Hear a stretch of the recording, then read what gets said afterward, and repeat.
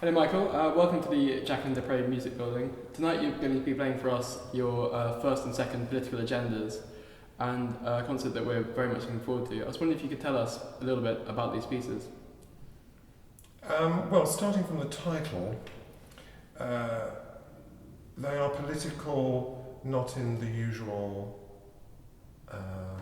news bulletin sense. They're political in the sense of being social and humanistic pieces, or at least they have that component in them.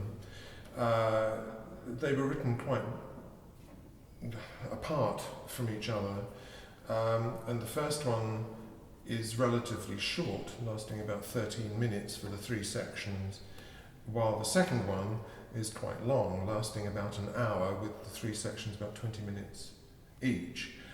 For that reason, they have not often been programmed together. Indeed, this is the first time in England that these pieces have been actually played together as a single concert. It's interesting, and there are they're based around a series of different composers. I was wondering if you could talk about your sort of the influence of other people's music on yours, because I know you frequently use quotes of other people's music within your own. Well, the first set of pieces addresses fairly bald issues in new music, like basically, what is the future for new music? Because this is a problem, I think, in today's culture, when most people think of new music being rock music or pop music. I suspect a lot of young people are unaware that composers are still writing music which is not rock and pop. So it might come as a surprise to find out that there are living composers doing that. And not living composers who are reproducing the past or parodying the past either. Then, of course, we live on a kind of long, very long musical memory, where our reference points are nearly always music from 100, 200, 300 and more years ago. And as musicians, we have to be aware of that. We're taught all about that music. And so the second political agenda focuses on three composers from the beginning of the 20th century who variously worked, what I would say, politically. Erik Satie was a very proletarian composer. He worked in cafes and bars, and he eventually wound up writing for the Diaghilev Ballet and so on. But he was poor all of his life. He lived in a very poor Paris suburb. He wasn't a success in the sense that Mrs. Thatcher expected people to be a success in order to give them any kind of viability. And he was involved in introducing popular music, the ragtime and jazz songs of his time, into serious concert music. Then there was Schoenberg, who wanted to, in fact, reclassicize an expressively turbulent music which was in danger of becoming harmonically incoherent. So he devised a system for doing that eventually, very much based on earlier experiments with stretching tonality and juxtapositions of notes as far as they could be stretched within the limits of, again, the conventions of the time.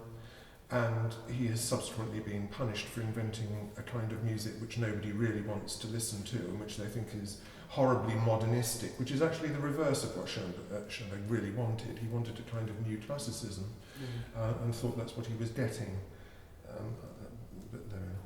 And Scriabin was a mystical composer who, I suppose we might say these days, probably conforms to the kind of Hollywood image of the grand composer figure who swans around in rather luxurious and impossibly expensive clothing, spends an awful lot of time draping themselves over lavish furniture and having relationships with lots of attractive and not attractive ladies, as a means of survival. And so they constitute the group of composers as archetypes, if you like. Yeah. And do you think it's become a theme in the last sort of 30, 35 years of a lot of sort of composers or music producers reappropriating other people's music, because you get a lot of that in hip hop as well, through the use of sampling. Yes, do you see a sort of connection between what you do in a work such as the history of photography and sound and any of that, or do you think it's for different reasons? Well, I've been teaching for a very long time, and a lot of my students come from pop music backgrounds, and so we discuss sampling as a means of investigating sound sources and materials for composition, and they're often very disillusioned with the crudeness of the sampling that occurs in popular music, and also the harmonic restrictions of it, or the rhythmic restrictions of it, and they're often very anxious to escape from that. But it's another kind of material. It's an actuality which is quite consistent with a kind of post-realist cinema or surrealist cinema, in which commonplace objects are reinterpreted and given different meanings, and also it's a way of satirizing a lot of those objects as well. So the music of the past can also become an object for critique. Interesting. I was wondering if you could also talk about the scale of your works, because obviously the history of photography and sound is, I think, one of the longest sort of singular works that there is, lasting about 5.5 hours. And you said that your first and second political agendas are also quite long, which sort of inhibits their sort of availability for programming. Well, they're a whole concert, yeah. So it's kind of monopoly. Yeah. But do you consciously set out to write works which have this like sort of massive length? I don't set out. I mean, at a certain stage, I consider what they're going to be, and it helps me to write them if I know how long they're going to be. But I don't write willy-nilly long pieces of music. It takes too much time. So I do a certain amount of research to make sure that somebody is going to want them and play them before I commit them.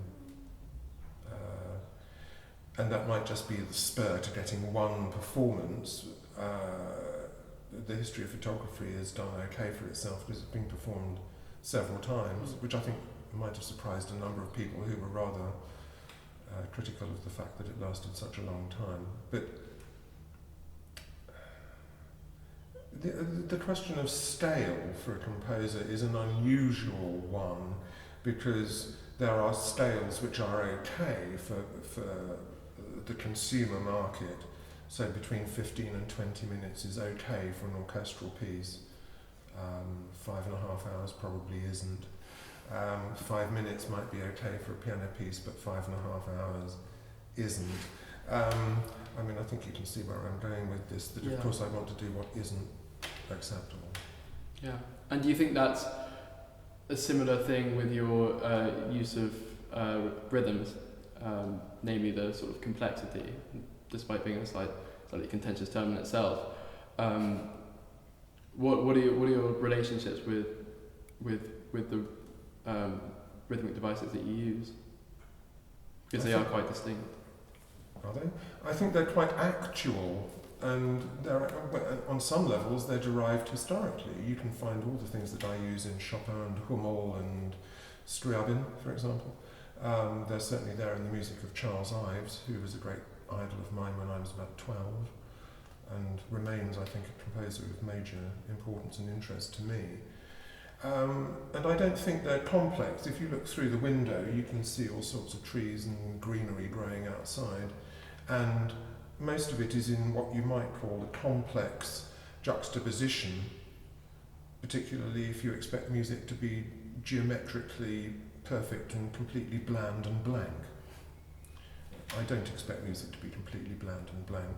So in allowing the vegetation to go a little bit wild round the edges, I'm simply imitating nature. Brilliant. Well, thank you very much. We're all very much looking forward to your concert tonight. Thank you. Yeah, thank you very much.